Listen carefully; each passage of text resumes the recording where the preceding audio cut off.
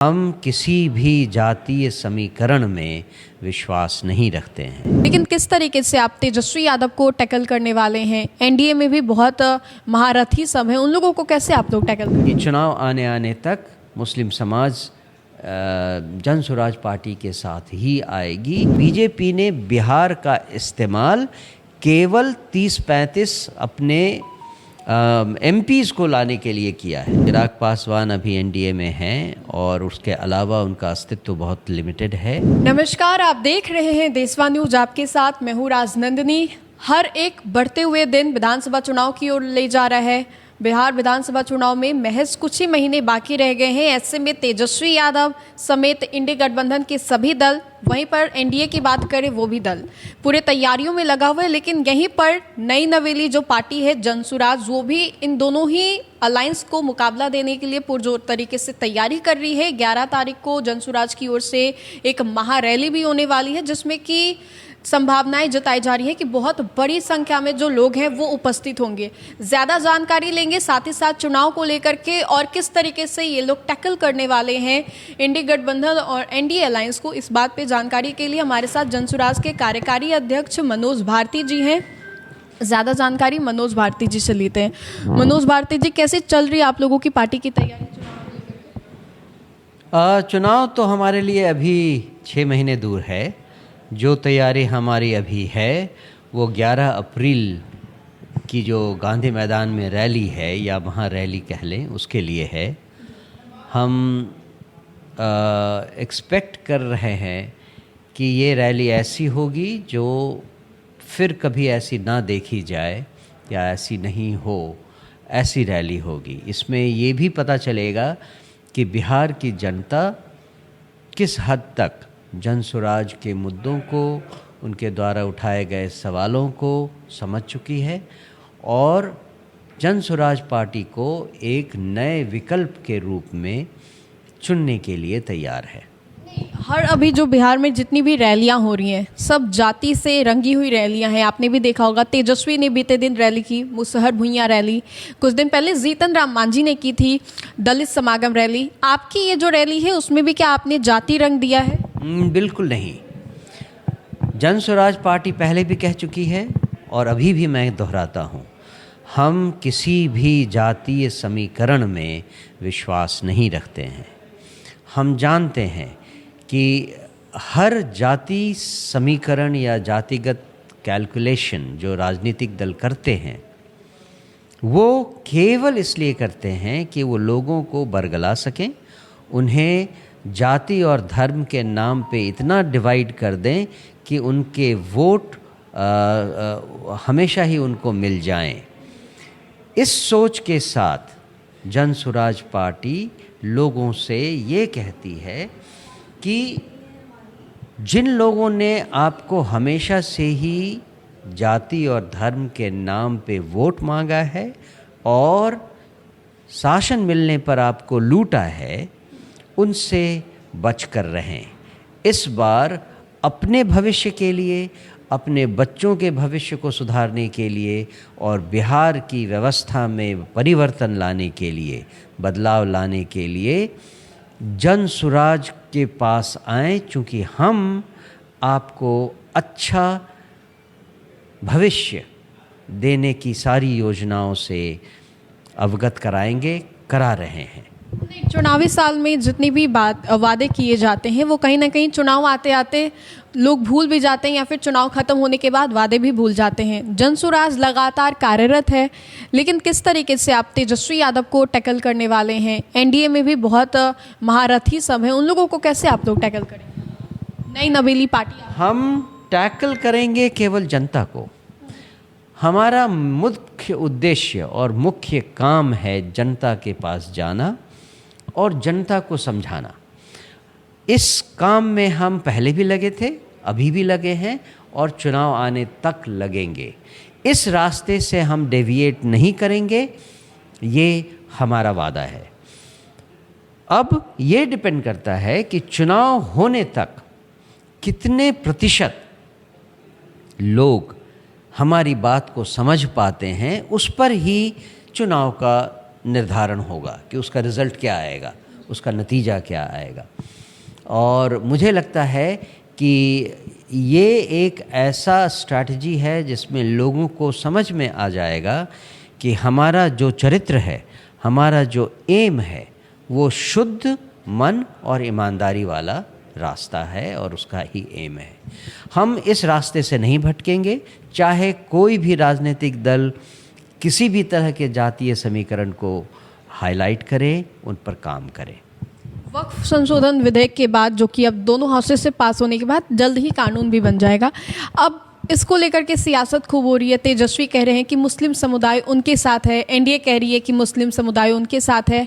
जनसुराज को क्या लगता है, क्या आप लोगों के साथ है मुस्लिम समुदाय?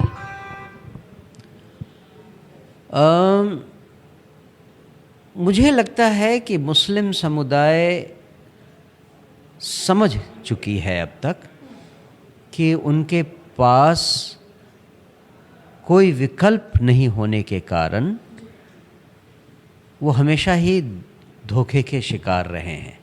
पिछले 35-40 सालों में उन्होंने धोखे के अलावा और कुछ नहीं पाया है। चुनाव आने तक वो इस बात का आकलन करेंगे कि किस पार्टी के साथ जाने से उनका भविष्य सुरक्षित है। अभी चाहे कोई भी पार्टी कुछ भी कह ले, हमारे मुस्लिम समाज में ये बात बहुत सलीके से कही जा रही है कि हम यानी मुस्लिम समाज नया विकल्प ढूंढ रहा है, ऐसा विकल्प जिसने उनको आज तक कभी धोखा नहीं दिया है। मुझे लगता है कि ऐसा विकल्प केवल जनसुराज पार्टी ही है और आप देखेंगे कि चुनाव आने तक मुस्लिम समाज जनसुराज पार्टी के साथ ही आएगी और हम ही वो विकल्प बनेंगे जिसकी उन्हें तलाश थी। भारती जी इतना बड़ा दावा कैसे कर सकते हैं? कितने सालों से तेजस्वी प्रयास कर रहे हैं, नीतीश जी भी बिहार की कुर्सी पर लंबे समय से 20 सालों से विराजमान हैं। बीजेपी को बार बार कहा जा रहा है कि पिछलग्गू बन के लगी हुई है और आप यहाँ पर कह रहे हैं कि अपनी सरकार बनाएंगे। वो इसलिए कि बाकी जिन जिन दलों का नाम आपने लिया, उन दलों ने लंबे समय तक शासन किया है और उसके बावजूद बिहार विकास के नाम पर देश में सबसे निचले पायदान पर पिछले 40 सालों से है। तो इन दलों पर विश्वास करना अब किसी भी तरह से संभव नहीं है। क्या आपको भी लगता है कि नीतीश जी मेंटली फिट नहीं है, जो विपक्ष बार बार कहती है? ये तो ऑलमोस्ट लगभग प्रूव्ड है। वो उनके पार्टी के लोग ही अब कहने लगे हैं, तो कोई दूसरा कहे या मैं कहूँ इसका ज़्यादा मतलब नहीं है। ये बात तो अब बियॉन्ड डाउट है, क्योंकि उनकी पार्टी के लोग जो उनके साथ काम करते हैं वो खुद भी कहने लगे हैं इसके बारे में। बीजेपी को जो बार बार कहा जाता है कि पिछलग्गू बनी हुई है, जदयू की खुद का सीएम नहीं दे सकती, आपको लगता है कि बिहार में बीजेपी मजबूत नहीं है, वो सीएम देने के काबिल नहीं है? नहीं, बीजेपी को इस तरह से छोटे में आंकना ठीक नहीं है। आप लोग कभी बीजेपी पर खुलकर हमला नहीं करते? नहीं, अब करते हैं हम। नहीं करते? ऐसा कभी है नहीं कि हमने हमेशा से ही इस बात को कहा है कि हमारी लड़ाई किसी एक पार्टी के साथ नहीं है, हमारी लड़ाई जनता को जगाने की लड़ाई है। इसलिए हम अब ये बात आपसे कह रहे हैं कि बीजेपी, और ये बात तो पहले भी कही जा रही है कि बीजेपी ने बिहार का इस्तेमाल केवल 30-35 अपने एमपीज़ को लाने के लिए किया है। उनके लिए बिहार केवल एक लेबर सप्लायर स्टेट है और 30-35 एमएलएज को पार्लियामेंट में लाने की जगह है। इसलिए उन्होंने पिछलग्गू होकर नीतीश कुमार या किसी भी पार्टी का साथ दिया और ये इंश्योर किया कि बिहार में से उनको समर्थन संसद में मिले। अब बिहार की जनता ये समझती जा रही है कि बीजेपी के इंटेंशन बिहार को सुधारने या बिहार में सही बदलाव लाने के लिए तो बिल्कुल नहीं है। बिहार में जो चाहिए रोज़गार, इंडस्ट्रियलाइजेशन, उसके बारे में कभी बीजेपी ने कोई बात नहीं की, ना तो बात की, ना उनके पास कोई स्कीम है। न कोई नीति है। चिराग पासवान को लेकर के आप लोगों का क्या पीओवी है? चिराग बार बार कह रहे हैं 2030 में विधानसभा का चुनाव लड़ेंगे, आने वाले समय में कॉम्पिटिटर हो सकते हैं आप। फिलहाल तो वो एनडीए में है।